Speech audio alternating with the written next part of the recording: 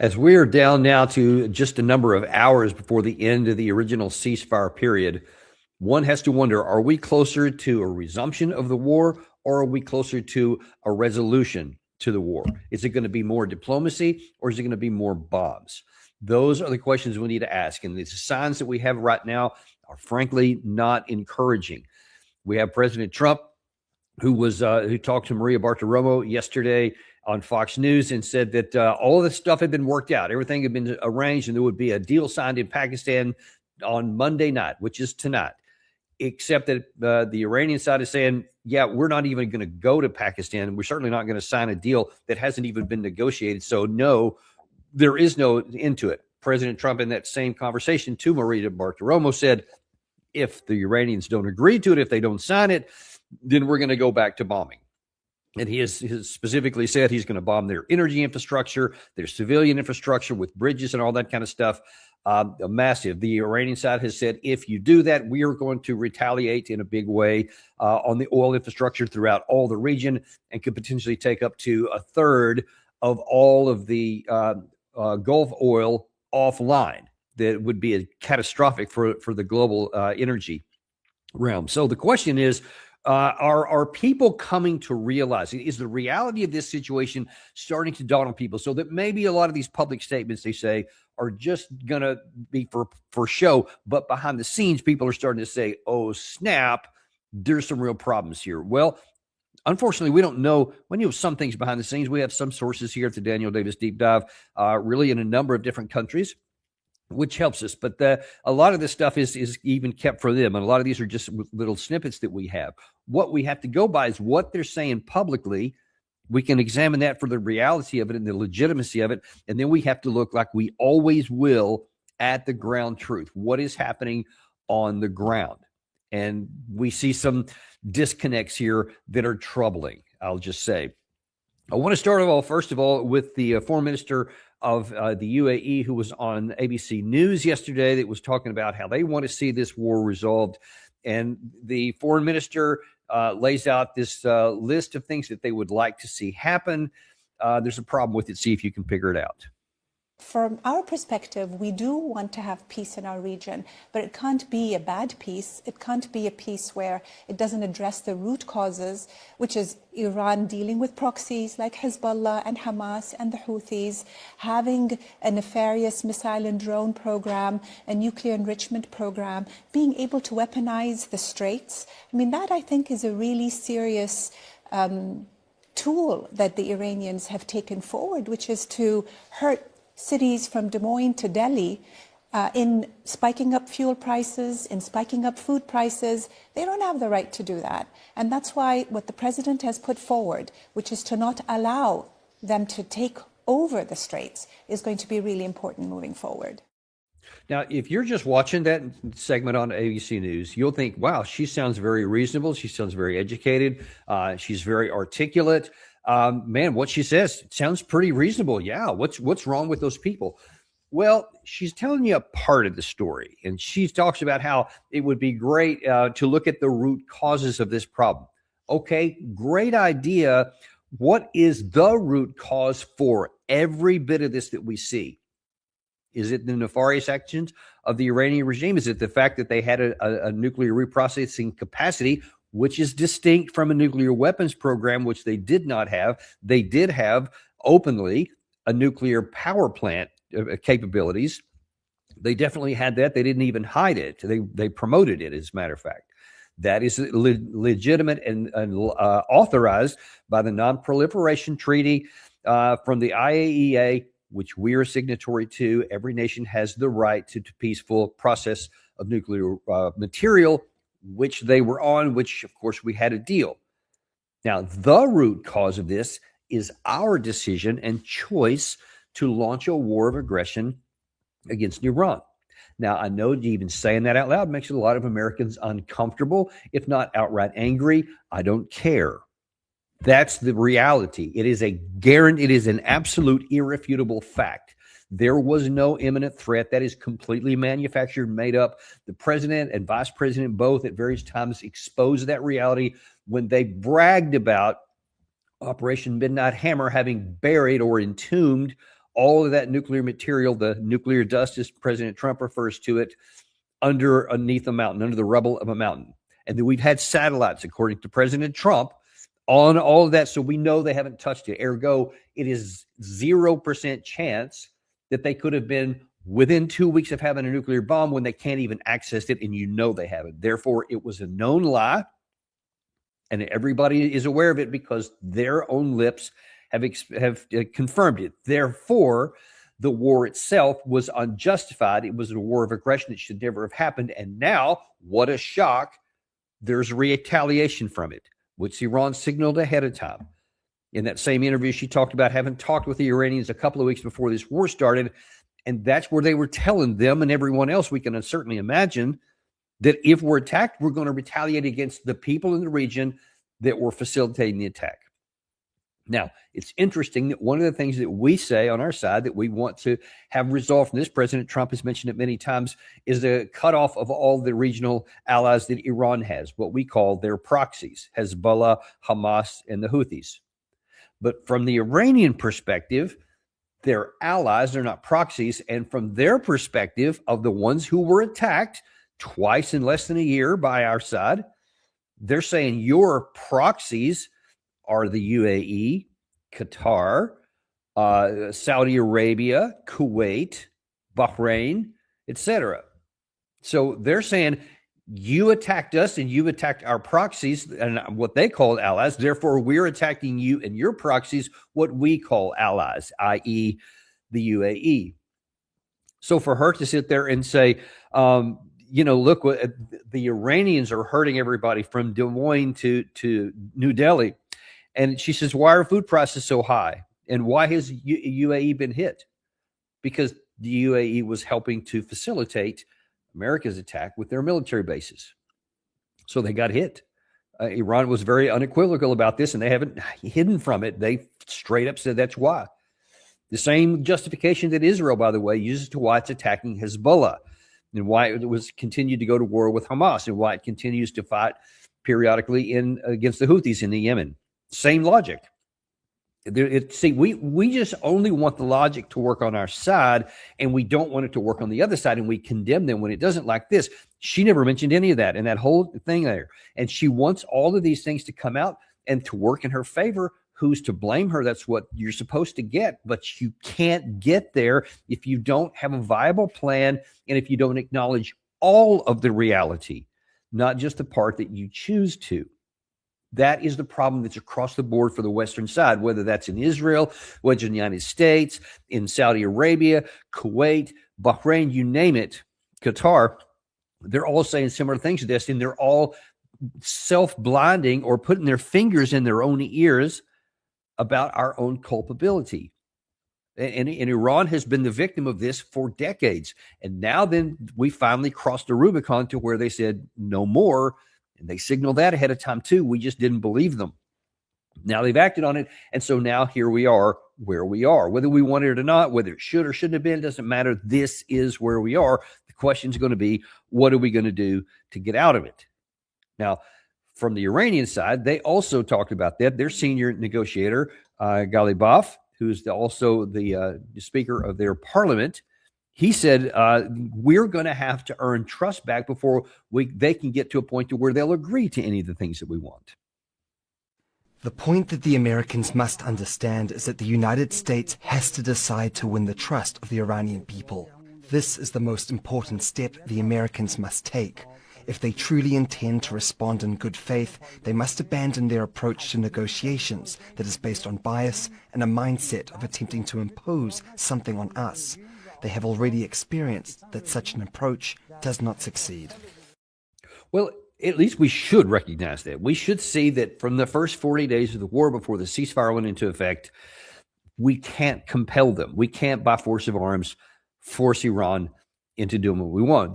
The power is just not there. And the challenge militarily to compel them is just profoundly bigger than what we have. We're not talking about little Syria. We're not talking about even little Iraq, relatively little Iraq. The military problem was little with Iraq or Afghanistan, for example. We could nearly do whatever we wanted in those states and did. Iran is, like I've said, 4 times bigger. than Iraq, but far more than just the geographic size, how much bigger it is or how many more people live there. It's the type of geography, and therein is the problem that was self-evident to anyone willing to look at it with an open mind. And apparently many of our military leaders do have their eyes open and are aware of these problems, but our political leaders weren't, and their advocates weren't, because it should have been evident from the beginning. Let's say you're in the policy making period where you're like saying, all right, we're going to form a policy. What should we do? Let's take a look at the map. And you can see, those mountain ranges cover like a full third, I think, of the western part of the country. So you can say, all right, well, even if we had 1 million man army, we can't march through mountains. We'd be cut to ribbons. We'd never even get to Tehran, and we would be obliterated in between. So we can't do that.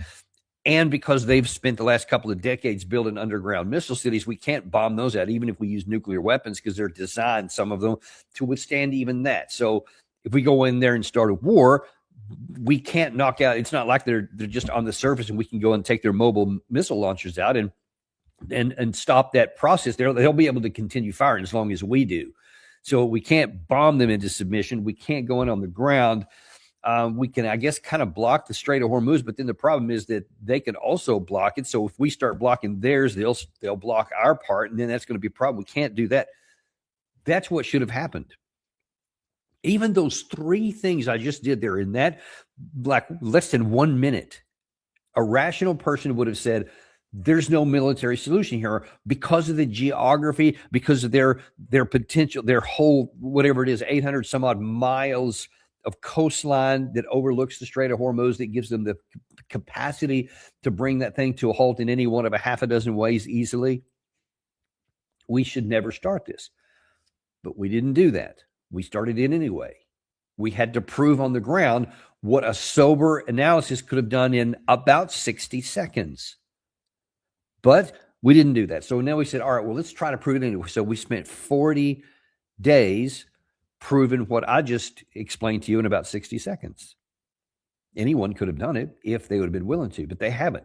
Well, now then you would think, well, after those 40 days, well, surely now we realize we can't go in and take care of this militarily. It's just not going to work. But the problem is there are too many people on Trump's inner circle, inside of his inner circle, with a direct access to his ear. And many of these people are ideologues. They're more focused on the desires, I won't even say needs, the desires of another country, not ours. And they are oblivious to the kind of sober analysis that I just described to you, which is basic. Even if you've never been in the military, if you just have common sense and logic, all you got to do is look and see. And you can see, even how, if you want it badly, really badly, you can't get there from here with the resources that we have in light of the concept of the problem on the other side. But that didn't stop them. 40 days of physical proof didn't stop them. And so now then they're doubling down. And let's start, first of all, with Ambassador Huckabee, who was bragging on the moral clarity of the Israeli prime minister. I'm grateful for the leadership that both of these leaders have brought, not only to bring back the values that are the underpinning of Western civilization and the Judeo-Christian foundation upon which our nations were built, but to stand with moral clarity in a way that most leaders are afraid to do. I stand here today with two world leaders who have the courage, the conviction, and the will. And it's an honor to be able to be with both of you. He was talking about the other leader was the Argentinian president, Milei, who is in Israel. I don't know what, don't really care. But you see U.S. Ambassador Mike Huckabee talking with this moral clarity of the Israeli leader who is a blinded obsession. And it's matched by Huckabee, who has made all kinds of open declarations that he is way more interested in the Israeli side than he is the American side, but he also is blinded. That's so scary because he was at one time running to be president of the United States, and he has such a lack of ability to understand how the military even works. And he is blinded by his obsession to do whatever the Israeli side wants, that he brags incessantly on the Israeli leader. I mean, he's like his personal spokesman. He's definitely not an ambassador of the United States of our interest to Israel. He is Benjamin Netanyahu's chief cheerleader. It's embarrassing for our country. Unfortunately, the embarrassment doesn't stop there. Now I want to go to you with, I think it was last night, Mark Levin, who has a TV show here in the United States, says that he's not looking for any kind of negotiated settlement. He doesn't want any kind of off-ramp. He wants to, quote, finish the job. We have an isolationist swing among the Republicans. I don't see anybody doing what Donald Trump has done. They didn't do it before, and they're not going to do it after. And I'm worried about that, and I think the Iranians are thinking about that, too. You know, at the end of World War II, Patton, after we defeated Germany and all, and he said, well, let's finish off the Russians. They said, why? Because our military's here. We're going to have to do it one day anyway. Our military is there. I say we're there. Let's finish them off. That's the most permanent way to ensure that in the future, when there are other presidents, other secretaries of state, that this regime can't do it, because the regime will cease to exist, the people will be liberated, and peace will break out in the Middle East in many wonderful ways that we can't even think about.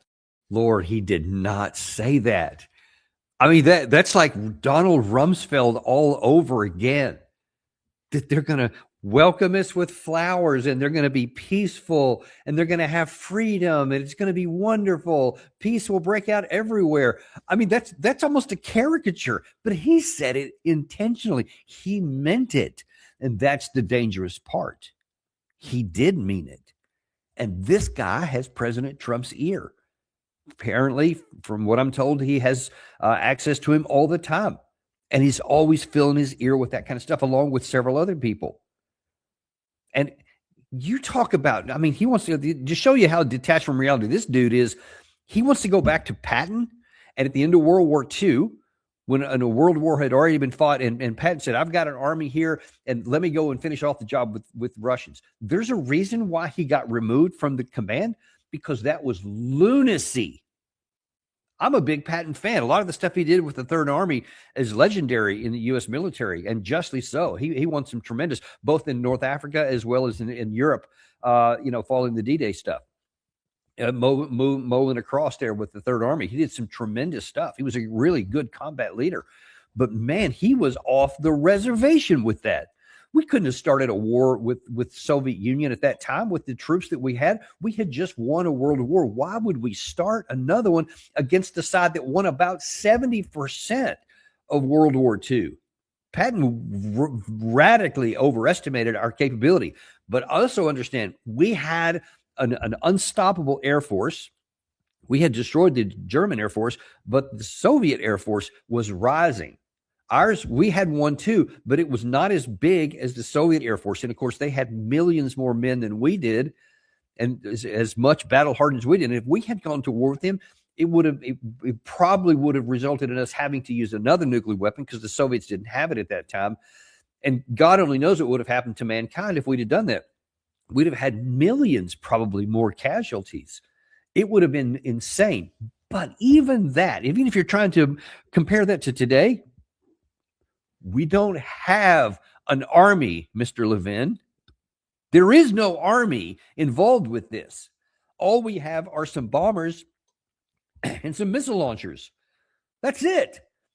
We have proven in 40 days we cannot bomb them into submission. It doesn't matter how many more you want. And as a reminder, we've already talked about, we have burned through a bunch of our offensive missiles, a bunch of our interceptor missiles in various categories. We can't just go on forever to do this. I don't think we could even go another 40 days.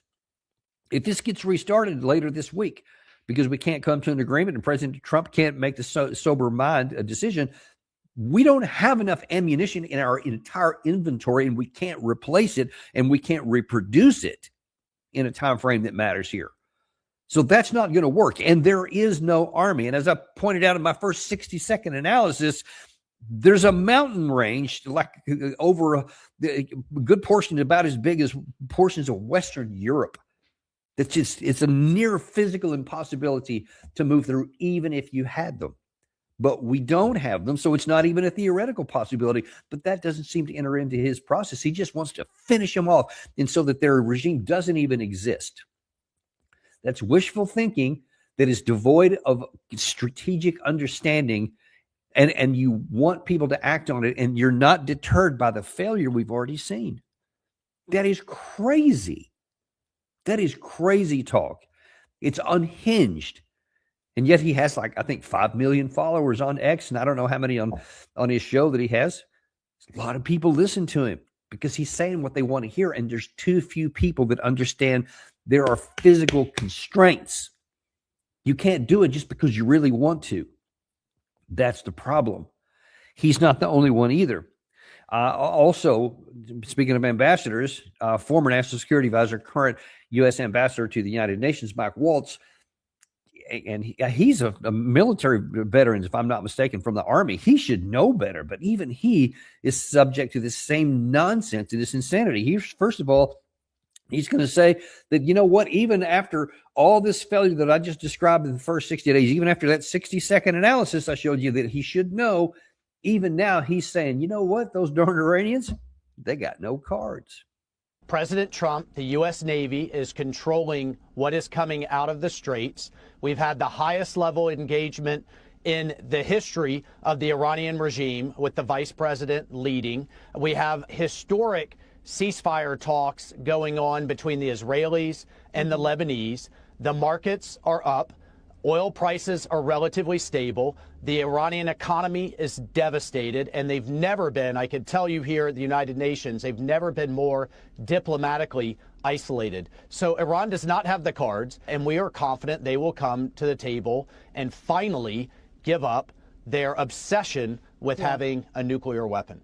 Okay, I'm going to talk about that last part first, because you talk about the obsession that Iran has with getting a nuclear weapon. Who are you talking? Did you look in a mirror when that video was made? Somehow you must have been looking into a mirror, because the only ones who have an obsession about an Iranian nuclear weapon is us, is you, is President Trump, is Jack Keane, is Benjamin Netanyahu, Lindsey Graham. You guys are freaking obsessed with this non-existent nuclear weapon that they don't have. They've never had. I mean, they got rid of the program in 2003. Every single year, every American administration confirmed they don't have a nuclear program, and they haven't made a decision to start one. To include Tulsi Gabbard in March of last year, and then again after this war had started here, confirmed they don't have a nuclear program. So what in the hell are you talking about? So you're suggesting that the objective needs to be to solve the problem of their obsession to get a nuclear weapon, which they've never had. And they have overtly said we don't want to have, that we don't need it for multiple reasons why they don't want to. John Mearsheimer, and I certainly agree with him on this, has been surprised that they haven't, because it seems like they would have learned a lesson in the negative way from what happened in Libya, when Bush got them to get rid of their program, and then when they didn't have it, then went in and attacked them, and they couldn't do anything about it and under Obama, or the North Koreans in a positive direction, where if you get them, now all of a sudden we can't threaten you because otherwise you'll be able to retaliate in kind. So I don't know why they haven't done it. It's illogical to me, but whatever. I mean, it's so perverse, because you have Senator Kennedy, who has often pointed this bony finger in the face of the Iranians and said that they're this theocratic regime that hates everybody, wants to kill us all, anybody who didn't believe the way they do. And yet that religious leader that you assassinated in the United States is the one that had a religious edict against getting a nuclear weapon. So who is the religious zealot, one may reasonably ask? So Mike Waltz is talking about it's them. And, you know, he keeps talking over and over about how they don't have any cards. They obviously have cards. There's a reason why we're talking about having negotiated settlement now, because they own the control of the Straits. And as a result of that, the flow of oil. Now, we've tried to block their blockade. We got you, except for now then there's no oil getting out instead of a trickle. Now there's none. So how's that working out for us? But we still can't compel them to, and President Trump's threats aside, to bomb all their energy infrastructure and their bridges and roads and everything else, to destroy their civilization. None of it has worked because Iran has cards. And they're aware of it.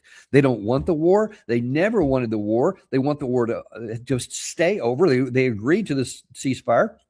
They would love it if it never started again. But we're never going back to the status quo, folks, because now then they have demonstrated, they have seen the results of taking control of the strait, and they realize that's the only thing short of a nuclear weapon that actually has leverage over us, and that they can continue to block us from doing anything further to them.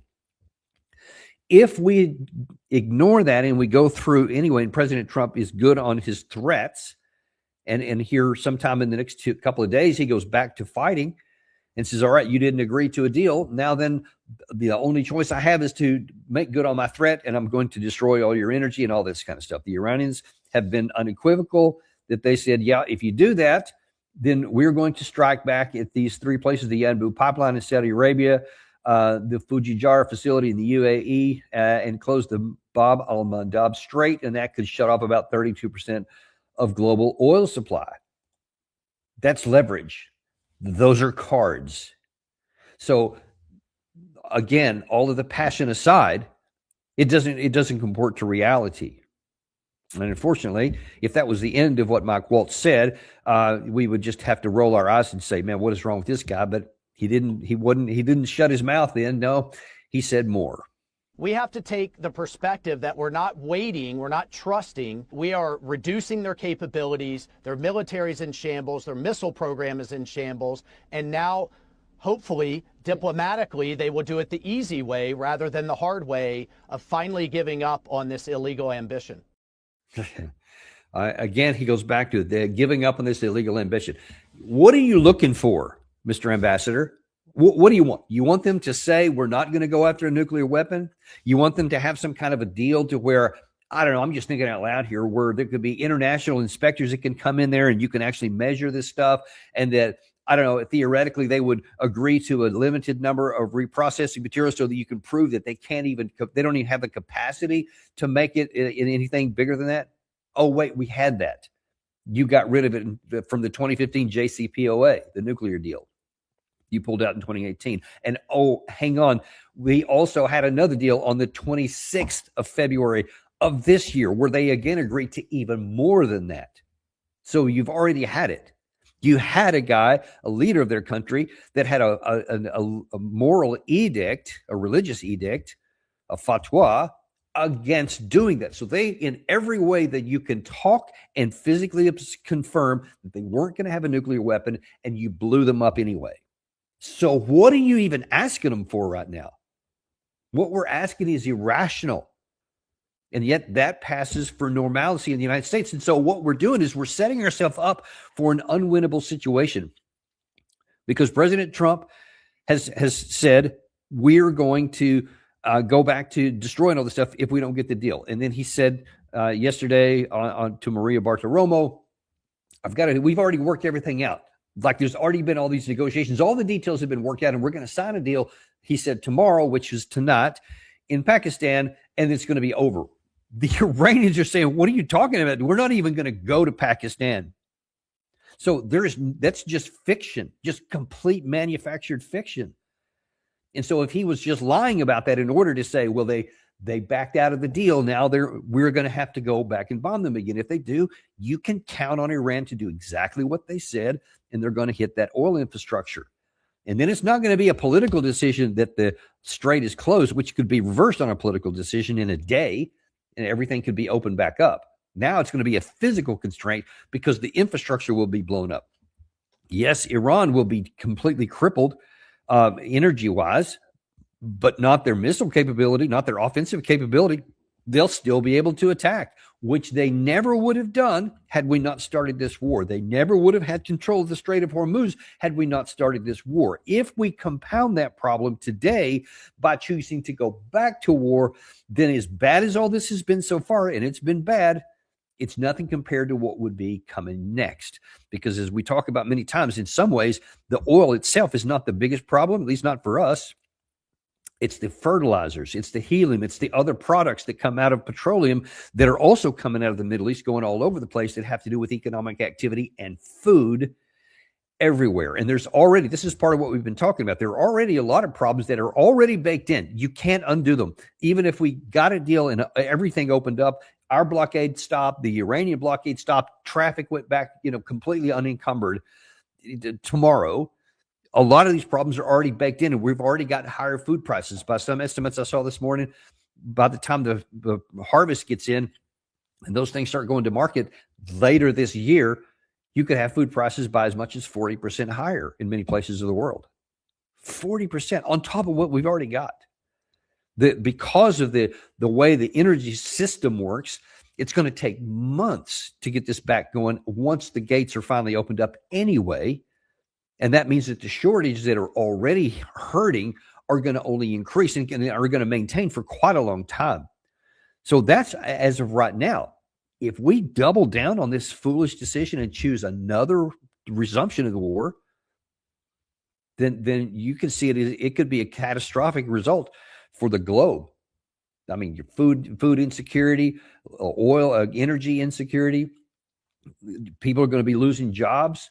Everything's going to be more expensive. And I don't know how long we go. How many people are we going to sacrifice? How many more troops are we going to lose if we go back to fighting? It's unknown, but none of these things are good, and they're all going in a bad direction. And, and let's see, he talks a lot about that Mike Waltz did in that last one there about how their capabilities have been diminished and how we have a lot of them. And let's take a look at this. These are some charts here about the first 40 some odd days of the war. These right here are attacks that you see by the United States and Israel and jointly. There's so the black is Israel, the green is by the U.S., and then these kind of tan colored ones, those are the joints. So there's happened between the two of them. But the sum total, that's all our side. And you see there's a huge number. Those are a number of strikes on the left-hand side there or on the outside. So that's like 120 per day in some of these other places that are targets attacking. You see there's apparently the over close to 14,000 strikes had gone in. So you see that all these things are hitting Iran. All of these are hitting in the one country of Iran. Then you take a look and you see what the Iranian side had done. So you see on the far left-hand side, because of the preordained plans that they had, that if there's an attack, they don't wait for information from their from the command center, because if they had a decapitation strike, they just had everybody around the country had all their plans, and they just launched all these missiles. And you see there's a huge number of those first 2 days especially, and then they started coming back down to this low. But what you see, which is what I talked about so many times before this war and every time since, is that they had a pretty substantial sustained rate of fire. And so you see, whether you're talking about missiles or drones, you see that Iran was able, no matter what we did, all of these strikes. So you see we're pounding them with all these. And you see ours actually started going up toward the end, but you see that didn't have any it had only had a negligible effect on their ability to maintain the strikes. And you see, ironically, the red number here, the red portions of those lines are attacks by Iran against Israel. This one is attack against which country? And so you see their sustained rate of fire is less than it was for the U.S. and Israel against Iran, but theirs is also spread out among all these different countries. You see the UAE, for some reason, took the biggest hit of that, probably because of the proximity. It's easier for Iran to attack them than others, but they stopped attacking Iran toward the end of March for some reason. I'm not sure why that is, but now then they say that they're ready to go back in to do that again if the United States hits this. Then now they're going to go after everything else. So bottom line is, no matter how many strikes we've been having, Iran has still maintained a sustained rate of fire. And of course, the reason why our is because of these underground systems. So many of those strikes that I showed you on that first chart there, that's the artist's rendition of the impact on the outside of these mountains. It's just going to crack the surface. It's not going to do anything to the inside. Ergo, they still have the capacity to do this, and they'll continue to. And then here's the chart that shows specifically, you see the UAE has had 2,819 strikes by Iran against them. And then you see the rest of the countries going on down there. Even Jordan has gotten 286 because everywhere the U.S. has bases, they were getting hit in return. Meanwhile, the United States is not coming out of this without losses either. There's, of course, the 13 Americans that have been killed and about 400 wounded. And then on top of that, you have all these aircraft losses. Those are lots of C-130s. You see some of these KC-135 fuel tankers, some damaged, some destroyed, some were able to get back into operation. You had the Chinook, large troop transport helicopters damaged or destroyed. Apache helicopter, I'm sorry, not Apaches, but Black Hawk helicopters have been knocked out. We've had one AWACS plane knocked out, 4 Little Birds, etc., and then huge numbers of these drone aircraft, the 24 MQ-9 Reapers and one of these MQ-4C, which is a strategic drone there in the lower right-hand corner, has also been knocked out. So that's what we've lost after 40 days. And we never were able to stop them from firing. We were never able to force them to open up the strait. By what logic will all that change in the next 40 days? This still exists. We didn't get any of those. In fact, some of the ones that we have had some success at bombing the tunnel exits. They've had time to repair those. So what they had at the end of this time here, when they were able to have this sustained rate of fire before the ceasefire went into effect, has now been increased. So they now have more capacity than they did before. And we're still going to have the same problem going forward. So there's no logic in saying we're going to keep fighting here. It would be irrational to do so. So President Trump can be as bombastic as he wants. Mark Levin can be as hopeful as he can about finishing the job and resurrecting the specter of General Patton. The Israeli leader can beat his chest as much as he wants and says, we're going to finish the job, which he also said earlier today. Almost sounds like he and Mark Levin have been talking. But the reality on the ground is the one thing that matters. We cannot do it. Therefore, if the Iranian side sticks with what they've been saying, which is we're only going to have a negotiated settlement if we retain control of the strait and you exit the region. That's what they say. And they say right now there's no basis to even meet. So as of right now, anyway, as of just before we started, it came on the air here, they're still not going to Pakistan because they said there's no basis to have a conversation. And if you attack us because of that, then we're going to attack the oil infrastructure. As we said, things will get radically worse for us. So if President Trump is operating rationally, he will not order this attack. Being President Trump, who is not, I don't even think, capable of any humility or acknowledging something didn't work, he'll try to come up with something different. About what at this point, I would even accept and would pat him on the back if he did. He just said, okay, well, you know what? Because of all these strikes that we did and all this stuff that we did to destroy in Iran, and there has been a huge number of things that have been destroyed, all kinds of aluminum plants, production plants that were on the surface, a lot of some energy infrastructure and a lot of their economic activity. A lot of the stuff has been destroyed. They killed a lot of people. There's no doubt. He can just say, you know what, we've set them back. He started to paint a picture for this about 10 or 12 days ago, and I thought that that's where he was moving. I had hoped so back then to just say, hey, it's going to take them decades to recover from this. So we won, and we're just going to walk away and cut it down. Say, okay, we'll open up the strait because that's what the international energy system needs. And as long as Iran agrees to do the same, then we'll call it a day. And Iran probably would. They would say, we're going to let the traffic go through with these tolls, but sure, we'll let them go through. Even with tolls, that's going to add some percentage on top of it. I think like 1 or 5%, something like that, on top of the price of oil, which is almost like just a production or a processing fee, so to speak, like the airlines do. No one would like that, but hey, if that gets the oil going back again, people are going to be willing to do that. That's what we could have.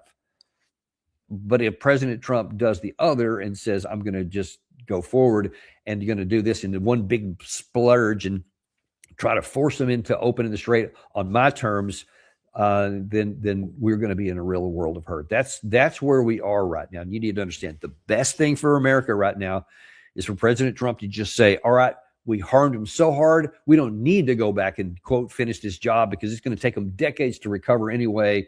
And we'll always come back if they do anything bad. If we find out we have the satellite imagery on those entombed reprocessing facilities, and if they ever move, we'll come back and strike again, something like that. That would be a bad thing. I mean, it wouldn't be true because we really can't do that, because then they would close the strait again. But whatever, if that's what he needs to tell himself in order to get out of this and then move on, that's what we can do right now. That's our best hope. That's our best shot, that we just do that and get this war over with. And so we have to set about mitigating the damage that's already been done. But above all, we have to pray to God that this doesn't go any further and that we don't cause more damage that would be even catastrophic.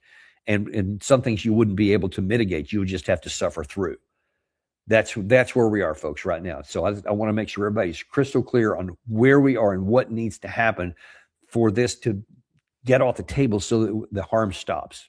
Because there is no good solution. Let's be crystal clear on this. There's no good path here. There's not one. It doesn't exist because of the war of choice we already made. That price is baked in. But we do still have the chance to avoid the worst of the outcome, and at least to get the damage stopped so that we can start setting about getting it fixed and mitigated over time. That's where we are. Thanks a lot, folks. I appreciate it. And we'll see you tomorrow on the Daniel Davis Deep Dive.